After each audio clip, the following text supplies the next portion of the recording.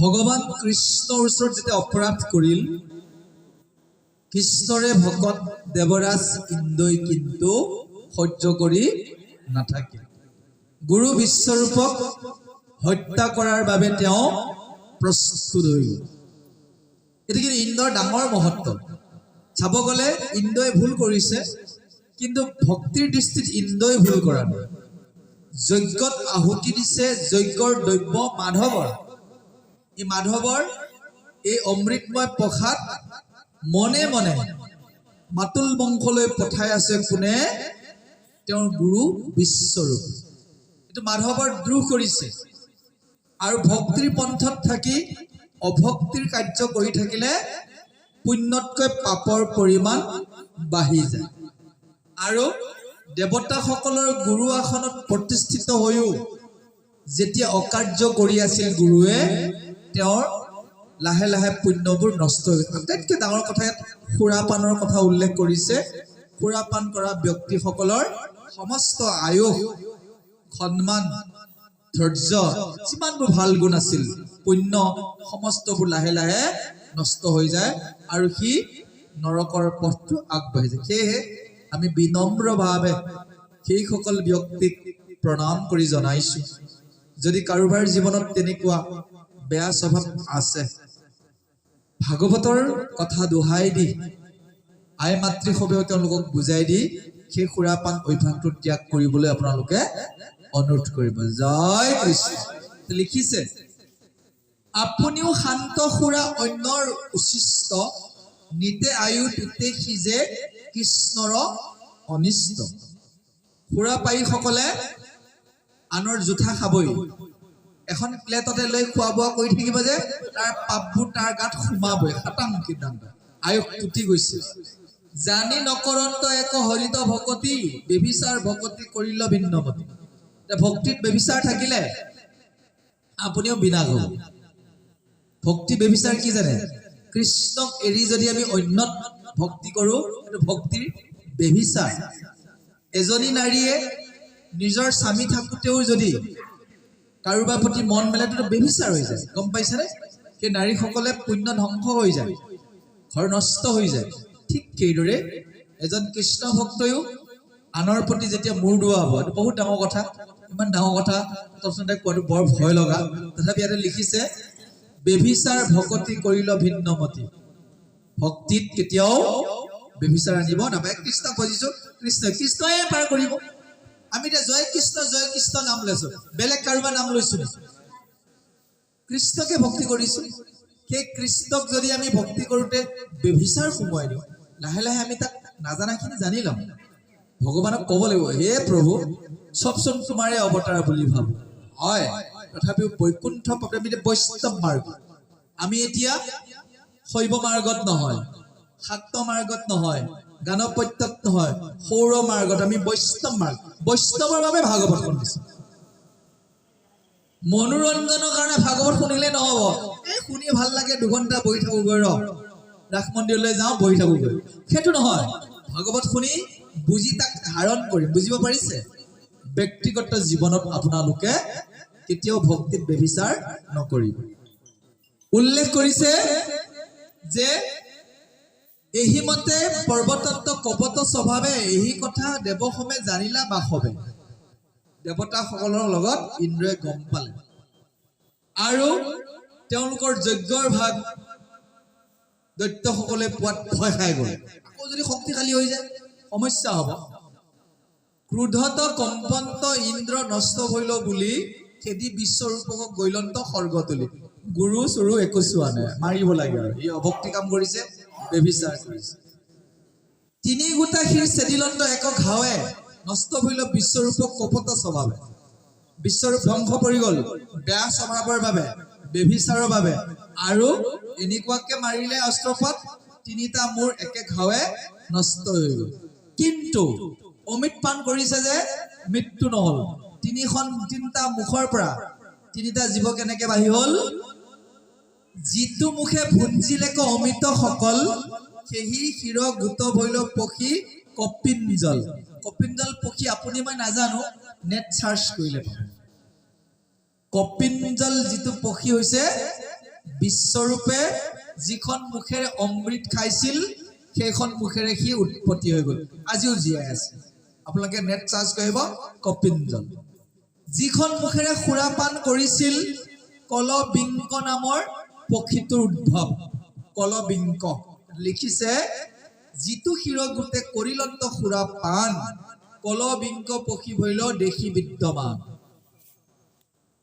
সেই কলবিংক পক্ষীটো যদি কোনোবাই মাৰি পেলাই খায়ো সুৰাপান কৰাৰ সমান তাৰ কি থাকিব, পাপেৰে আগুৰি ধৰিব। যিটো মুখে অন্ন ভুঞ্জিলেক মহাবেধীৰ তিত্তিৰি নামত পক্ষী ভৈলা তিনি শিৰ। তিত্তিৰি নামৰ এটা পক্ষী হৈছে। কেইটা পক্ষী জন্ম? তিনিখন মূৰ আছিল। এই তিনিমূৰীয়াৰ পৰা কি হৈ গ'ল? তিনিটা পক্ষী। এটা হ'ল কপিঞ্জল, কলবিংক আৰু তিত্তিৰি। এই তিনিটা পক্ষী এতিয়াও পৃথিৱীত জীয়াই আছে। আপোনালোকে নেট চাৰ্চ কৰিলে, বাৰ্ডছত গৈ চাৰ্চ কৰিলে পাই যাব। যেতিয়া গুৰুবধ কৰিলে এইটো মহাপাপ লাগিল আৰু ব্ৰহ্মবধ পাপে ইন্দ্ৰক খেদি আহিল। এতিয়া কিছুমান পাপে আমাক খেদি আহে, আমি দেখা নাপাওঁ, কিন্তু আমি ভোগ কৰিলে গম পাওঁ। যেনেকৈ পূৰ্ব জন্মত কিছুমান পাপ কৰাৰ বাবে কোনোবা মানুহ কেতিয়াবা অন্ধ হৈ জন্ম গ্ৰহণ কৰিব লগা হয়। বুজিব পাৰিছেনে? সেই জন্মৰ পাপটো ক'ত লাগি গ'ল? এই জন্মত ফল ভোগ কৰিছে। আমি এই জন্মতে কৰা পাপবোৰ এই জন্মতে পাইছো বুলি আপুনি নাভাবিব। আগৰ জন্মত কৰা পুণ্যৰ ফলত আমি ভাগৱত পাইছো, এইটো সাতাং। কিছুমান মানুহ যে প্ৰকৃতিৰ ব্যতিক্ৰম হৈ জন্মগ্ৰহণ কৰে, কিছুমান নেটত দেখা পাওঁ হাত ভৰিয়ে নাই, কাৰোবাৰ ভৰিয়ে নাই, কাৰোবাৰ হাতেই নাই। দুখ কৰিব লগা একো নাই। পূৰ্ব জন্মত যিবোৰ কাম কৰিছো তাৰ ফল আমি ভুগিবই লাগিব। যথা ধেনু সহস্ৰেষু বিন্দতি মাতৰম তথা পূৰ্বকৃত কৰ্ম কৰ্তাৰম অনুগচ্ছতি। আপুনি গান্ধী ভৱনৰ ফিল্ডখনত 1000 জনী গাই এৰি দিয়ক। 1000 জনী গাই একে বগা ৰঙৰ এৰি দিয়ক। আপোনাৰ ঘৰতো বগা ৰঙৰ এজনী গাই আছে ধৰি লৈছো, তাৰ পোৱালি এটা আছে, চব গাই পোৱালি আছে। আপুনি 1000 জনী বগা গাই এৰি দিছে আৰু আপোনাৰ পোৱালিটো আপোনাৰ ঘৰত বান্ধি থৈছে। গাইজনী আছে কিন্তু 1000 জনীৰ মাজত। পোৱালিটো এৰি দিয়কচোন আপুনি। সি বেলেগ গাইৰ গাখীৰ খাব গ'লে নাখায়। সি বিচাৰি বিচাৰি বিচাৰি ইমান সোপাৰ মাজত তাৰ নিজৰ মাকক বিচাৰি উলিয়াব। ঠিক সেইদৰে যিজন ব্যক্তিয়ে পাপ কৰ্ম কৰিব তাক পাপৰ সেই ফলটোৱে বিচাৰি বিচাৰি বিচাৰি তাক উলিয়াই ল'ব। জয় কৃষ্ণ। কোনেও পৰিত্ৰাণ নাপায়। কেৱল এক কৃষ্ণ ভক্তিয়েহে আমাক সমস্ত পাপৰ পৰা উদ্ধাৰ কৰিব পাৰিব। যদি এক দেও এক খেও লৈ যাওঁ, মহাপুৰুষ শংকৰদেৱে এই শাস্ত্ৰখন যদি নিলিখিলেহেঁতেন, তেওঁ মৌলিক গ্ৰন্থবিলাক যদি ৰচনা নকৰিলেহেঁতেন, এক দেও এক খেও আমিও বুজি নাপালোহেঁতেন। আপুনিও এতিয়া বুজিছে যদিও আধা আধা বুজিছে। যদি আপুনি মহাপুৰুষ শংকৰদেৱৰ ৰচনাৱলীৰ মাজত সোমাই পৰিছে, প্ৰত্যেক দিনাই যদি কীৰ্তন আপুনি আওৰাইছে, হাত চাপৰি মাৰিছে, যদি ৰত্নাৱলী চাইছে, মাধৱ গুৰু বিভিন্ন শাস্ত্ৰ চাইছে, নিগম তত্ত্ব আপুনি গম পাব কৃষ্ণ একদেৱ দুসহাৰী কাল মায়া দিৰো অধিকাৰী। এনে আমি গাই আছো কিন্তু উপলব্ধি কৰিব নোৱাৰিম। বাৰু যা নহওক, বেয়া কামটো কৰি ইন্দ্ৰই গম পালে মোৰ পাপ লাগি গ'ল, ব্ৰহ্মহত্যা পাপ লাগি গ'ল। এবছৰ ব্ৰত কৰি আছে, ৰাজ্য এৰি দিলে, ৰাজসিংহাসনত বহা নাই, কেৱল ব্ৰতত আছে। জানোচা ব্ৰহ্মহত্যাৰ পাপটো আঁতৰি যায়। কিন্তু যেতিয়া এবছৰটো এৰা নাই, তেতিয়া তেওঁ দেখিলে মই উপায় এটা কৰিব লাগিব, এনেকে থাকিলে নহব। এই যে ইন্দ্ৰই গম পালে তেওঁ ব্ৰহ্মহত্যা পাপে এৰা দিয়া নাই, আপুনি নিজক সুধিলে গম পাব আপুনি এক কৃষ্ণ ভক্ত হ'ব পাৰিছে। জয় কৃষ্ণ।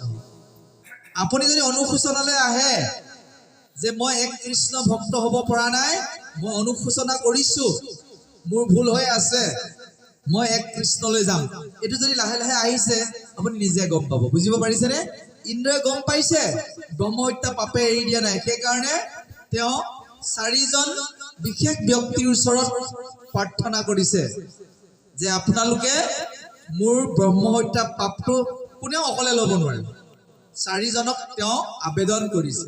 উদাহৰণস্বৰূপে আপুনি 1 মোন ধান কান্ধত লৈ আছে, কষ্ট পাইছে, আপুনি কাকো দিব পাৰে নাই। বেলেগ এজনক দিবলৈ বেলেগ এজনক আপুনি 1 মোন লৈ থাকিব পাৰে, মই কেনেকে ল'ম? যদি 1 মোনক যদি 4টা ভাগ কৰি দিয়া যায় নিশ্চয় অলপ অলপ ল'ব পাৰিব। সেইকাৰণে পানীৰ ওচৰলৈ গ'ল, পৃথিৱীৰ ওচৰলৈ গ'ল, গছৰ ওচৰলৈ গ'ল আৰু মহিলাসকলৰ ওচৰলৈ গ'ল। 4জনৰ ওচৰলৈ গৈ কৈছে মই এটা খুব ডাঙৰ পাপ কৰিলো, কৃষ্ণক অপকাৰ কৰাৰ বাবে। কথাটো কৈছে যে আমাৰ দেৱতাসকলৰ যজ্ঞৰ ভাগ দানৱক দিয়া হৈছে, এইটো অপৰাধ হৈছে, আৰু সেই অপৰাধৰ ফলস্বৰূপে মই গুৰুক হত্যা কৰিছো। আপোনালোকে কিবা এটা চৰ্তৰ বিনিময়ত মোৰ পাপৰ ভাগটো লৈ লওক। স্ত্ৰী জল পৃথিৱী বৃক্ষক মান কৰি মোৰ ব্ৰহ্ম হত্যা ভাগ লোৱা তোৰা 4, আপোনালোকে 4 ভাগত লওক। এই বুলি যেতিয়া তেওঁ কাকুতি মিনতি কৰিলে, জল অৰ্থাৎ পানীয়ে ক'লে ঠিকে আছে মই এটা ভাগ ল'ম, পৃথিৱীয়ে ক'লে মই এটা ভাগ ল'ম, গছে ক'লে মই এটা ভাগ ল'ম, আমাৰ আইসকলেও এটা ভাগ ল'লে। জয় কৃষ্ণ। তেতিয়া পৃথিৱীয়ে কৈছে মই তোমাৰ পাপৰ ভাৰটো ল'ম, কিন্তু এটা চৰ্ত যে মোৰ যিমানবোৰ পৃথিৱীত গাঁত থাকিব, খাল বাম থাকে নহয়, নিৰ্দিষ্ট সময়ত পূৰ হৈ যাব লাগিব। আৰু ইন্দ্ৰই ক'লে তথাস্তু। তথাস্তু শব্দটো অৰ্থ জানে? এইটো সংস্কৃত শব্দ।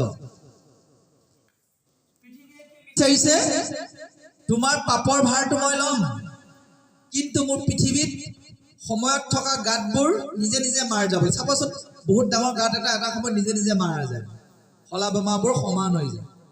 তথাস্তু এটা সংস্কৃত শব্দ, দুটা শব্দ সন্ধি আছে, তথা অস্তু, তেনেকুৱাই হওক। অস্তু মানে হওক, তথা মানে তেনেকুৱাই।